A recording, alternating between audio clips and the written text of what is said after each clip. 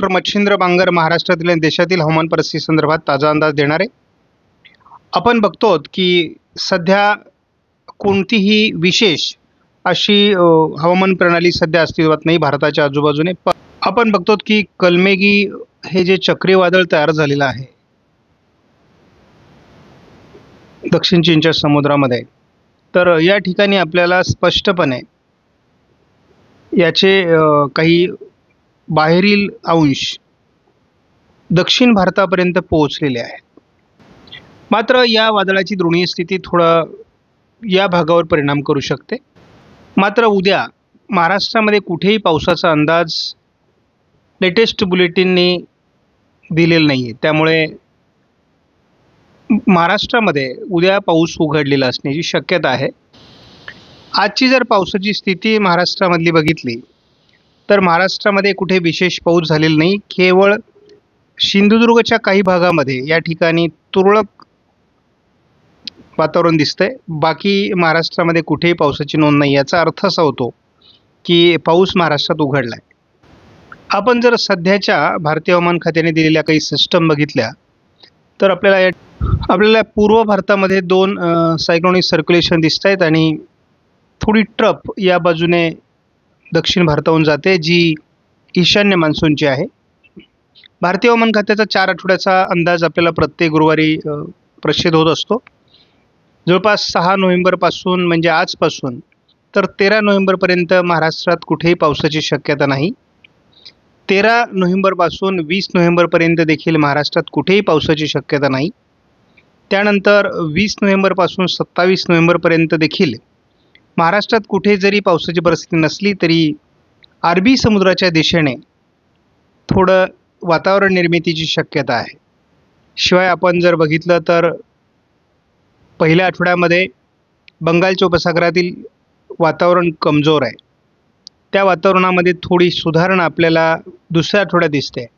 तिसऱ्या आठवड्यात बंगालच्या उपसागराच्या किनारपट्टी भागापर्यंत म्हणजे पूर्व किनारपट्टीला भारताच्या वेगवेगळ्या सिस्टमचा परिणाम होणार आहे. मात्र त्याचा महाराष्ट्रावर परिणाम होण्याची शक्यता फार कमी आहे. त्यानंतर आपण शेवटच्या आठवड्यामध्ये 27 ते 4 डिसेंबरच्या दरम्यान सुद्धा एक तीव्र प्रणाली बंगालच्या उपसागराच्या दक्षिणेला तयार होण्याची शक्यता आहे.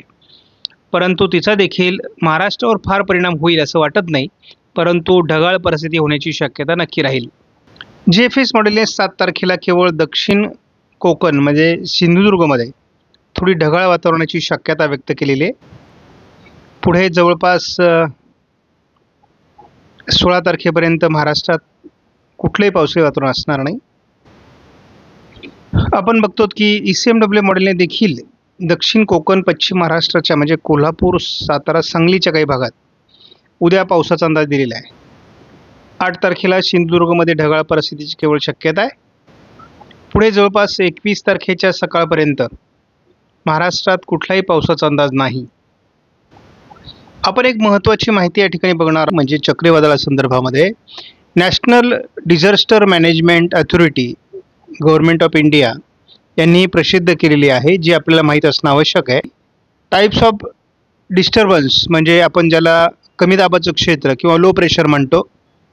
विंड स्पीड जो असतो म्हणजे वाऱ्यांचा वेग जो असतो तो तासी 31 किलोमीटर पर तास असतो. डिप्रेशनला जे क्लासिफाय केलं जातं त्यामध्ये तासी 31 ते 49 किलोमीटर असा जर वेग असेल तर त्याला आपण डिप्रेशन म्हणतो. आणि डीप डिप्रेशनला 49 ते 60 ताशी स्पीड असेल तर आपण त्याला डीप डिप्रेशन म्हणतोय. सायक्लोनिक स्ट्रोम हा जो दर्जा आहे तो 61 ते 88 किलोमीटर प्रति तास हा वेग असतो. तर सिव्हिअर सायक्लोन स्ट्रोम हा जो दर्जा आहे तो 88 ते 117 किलोमीटर प्रति तास वेग असेल तर आपण त्याला सिव्हिअर सायक्लोन स्ट्रोम असं म्हणतो. आणि याही पुढे म्हणजे 221च्या पुढे जर गती गेली तर मात्र आपण त्याला सुपर सायक्लोन असं म्हणतो. वाऱ्यांच्या गतीनुसार ठरवण्यात आलेले वादळांचे प्रकार आहेत, त्यामुळे आपण हे लक्षात घेतले पाहिजेत. सध्या भारतामध्ये 1012 हेक्टोपास्कलचा हवेचा दाब आहे. जो पावसास फारसा अनुकूल नाही आहे. तर जेव्हा थंडीमध्ये हवामान कोरडं होतं तेव्हा हवेचा दाब वाढतो हे आपल्याला माहितीच आहे. कमी दाब तयार होणार, वादळ तयार होणार अशी खूप चर्चा आपण वेगवेगळ्या ठिकाणी ऐकत असतो. परंतु पुढील म्हणजे 20 तारखेपर्यंत कुठल्याही प्रकारची सिस्टम किंवा हवामान प्रणाली दोन्ही समुद्रात विकसित होऊन भारतावर परिणाम करेल किंवा महाराष्ट्रावर परिणाम करेल अशी सध्याची परिस्थिती नाही आहे. आपण अजून देखील बघतो की पुणे जिल्ह्यामध्ये, सोलापूर जिल्ह्यामध्ये, सातारा, सांगली, रत्नागिरी, सिंधुदुर्ग या भागामध्ये अजूनही ढगाळ परिस्थिती आपल्याला बघायला मिळते. शेतकरी या ढगाळ परिस्थितीला कंटाळा आहे, कारण उघडीप हवी आहे पूर्णपणे आणि शेतीची कामं जे अडथळा निर्माण झाला आहे पेरणीसाठी, खरीपाच्या पिकांच्या काढणीसाठी, तर त्यासाठी शेतकऱ्यांना या ठिकाणी उघडीप हवी आहे आणि ती मला वाटतं उद्या काही प्रमाणात मिळू शकते, कारण उद्या थोडं ढगाळ वातावरण आहे. थोडा रत्नागिरी, सिंधुदुर्गच्या काही भागात पावसाचं वातावरण देखील तयार होण्याची शक्यता आहे. मात्र आपण बघतो की 8 तारखेला पूर्णतः ही ढगाळ वातावरण कमी होणार आहे. 9 तारखेला देखील आपल्याला फारसं ढगाळ वातावरण या भागामध्ये दिसणार नाही.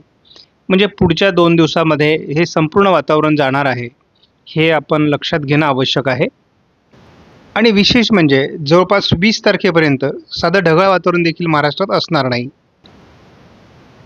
आपण प्रत्येक दिवसाचा थंडीचा अंदाज बघणार नाहीत, परंतु साधारण आपण 5 दिवसाच्या टप्प्याने अंदाज बघूयात. 7 तारखेला महाराष्ट्रामध्ये उत्तरेकडून हलक्या थंडीला सुरुवात होईल. 12 तारखेला आपण बघतो विदर्भामध्ये 12°C गोंदियामध्ये तापमान आहे. इतरत्र जवळपास बऱ्याच ठिकाणी 14°C तापमान आहे.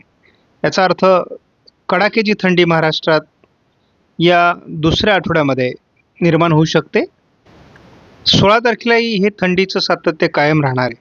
म्हणजे जवळपास 12 तारखेपासून 16 तारखेपर्यंत या थंडीचं प्रमाण कायम आहे.